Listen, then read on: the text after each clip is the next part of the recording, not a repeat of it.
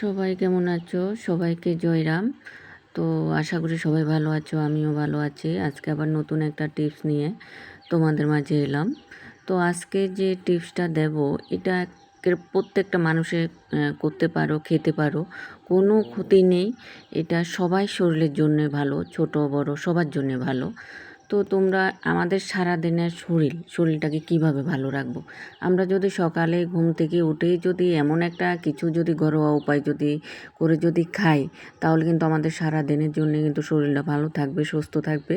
আর সব সময়ের জন্যে অন্তত শরীরটা সুস্থ থাকবে। তো সেটা কি? তো সকালবেলা তোমরা ঘুম থেকে সবাই ওঠো, আমরা মহিলারা বেশিরভাগই ঘরের কাজকর্ম করি। তো আশা করি দিদিভাইয়েরা তোমরা পরিবারের সবাই সুস্থতাই কামনা করবে।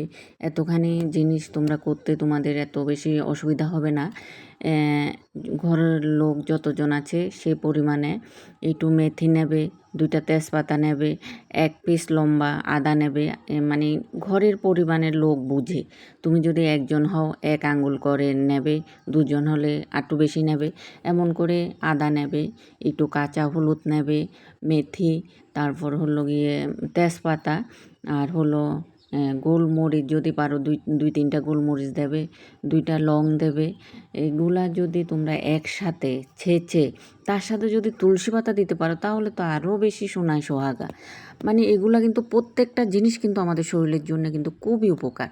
মানে ইউনিটিক পাওয়ার বলো, পেট বলো, সব কিছুর জন্যে তোমরা করে দেখো, করলে বুঝতে পারবে যে জিনিসগুলা যদি আমাদের কোনো রোগ হওয়ার আগে যদি এগুলো যদি আমরা খেতে পারি, আমাদের সহজে মনে হয় শরীরে রোগ আসবে না। কারণ আমরা এখন যাই খাচ্ছি সব কিছুর মধ্যে কিন্তু রোগ। কিন্তু এখন যে জিনিসগুলো বলছি এগুলোর মধ্যে এমন কোনো কিছু নেই।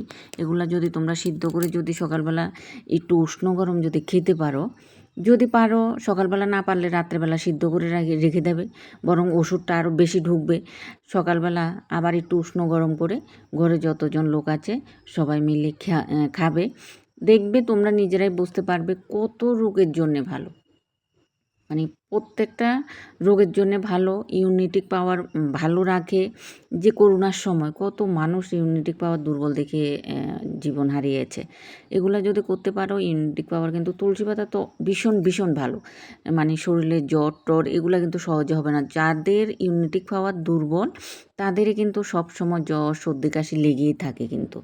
যেমন যদি তুলসী পাতা খেতে পারো নিয়মিত, তাহলে কিন্তু ইমিউনিটি পাওয়ার কিন্তু অনেক ভালো থাকবে কিন্তু অনেক। যেমন গোলমরিচ, আদা, কাঁচা হলুদ সব কিছুর মধ্যে ইমিউনিটি পাওয়ারটাকে অনেক মজবুত করে কিন্তু।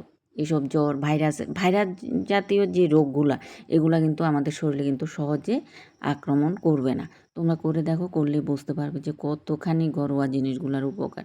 তো আজকের ভিডিও এখানেই শেষ।